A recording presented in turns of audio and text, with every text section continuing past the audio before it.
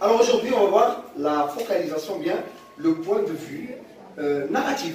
Il y a un point de vue, bien une focalisation narrative, c'est-à-dire le narrateur utilise l'un des trois angles suivants pour raconter une histoire.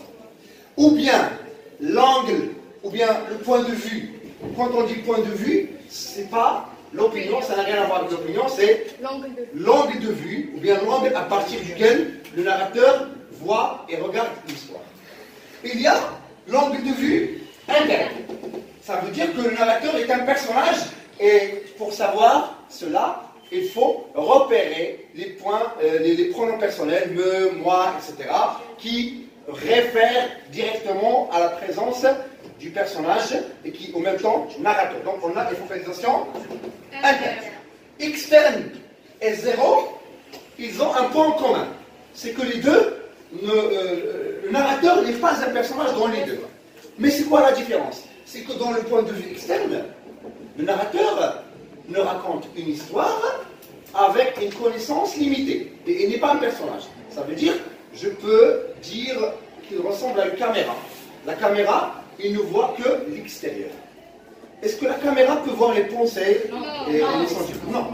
Alors, la caméra, c'est ici la focalisation externe. Le narrateur, il raconte les événements, le déroulement des événements, mais sans participer dans l'histoire. Là, on a une focalisation externe. Il est caractérisé par quoi? Par la connaissance limitée. Sa connaissance de l'histoire est limitée. Donc, il a la même connaissance que le lecteur, si vous voulez. Ça veut dire on ne voit que l'aspect externe.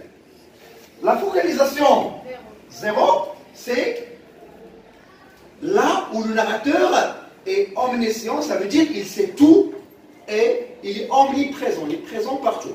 Ça veut dire, on a un narrateur qui va nous parler d'un personnage et à un moment donné, il va nous parler des sentiments, des pensées et même il peut nous évoquer un épisode de son enfance. Ça veut dire qu'il peut nous dire que lorsqu'il était enfant, il faisait cela, donc là on a une focalisation zéro. Une connaissance profonde de l'histoire. Alors, en gros, le narrateur a trois angles de vue possibles. L'angle interne, où il participe à l'histoire. L'angle externe, il ne participe pas à l'histoire, mais sa connaissance est limitée. Et l'angle zéro, il ne participe pas à l'histoire, mais sa connaissance est illimitée. Il est profond, il est omniscient. Ça veut dire qu'il a tout le savoir, et c'est tout. Et il est omniprésent, il est présent partout, et il peut passer de l'adolescence, l'âge adulte, l'adolescence, à l'enfance. Donc il est un connaisseur de l'histoire. Est-ce que c'est clair? Oui. Voilà. Merci beaucoup et à la prochaine.